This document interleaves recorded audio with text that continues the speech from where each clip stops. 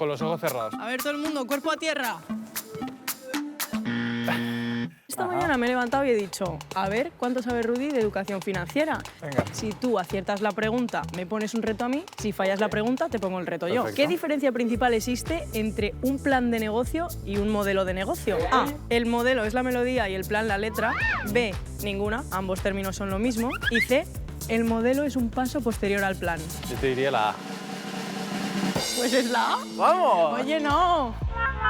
Me toca a mí hacer ahora la prueba que me pongas, pero antes te voy a dar un dato. Antes de emprender debemos tener muy claro primero el modelo de negocio, que son las ideas claves que explican de qué va tu negocio y tu actividad. Correcto. Pues ahora te toca tirar, pero con los ojos cerrados. Madre mía. Tú juegas al básquet y yo me hago moños. A ver, todo el mundo, cuerpo a tierra. Es difícil, ¿eh? Vale. Uy. Oh. Es que era un pase, Rudy. Confianza. Socorro. Oh, casi, ¿eh?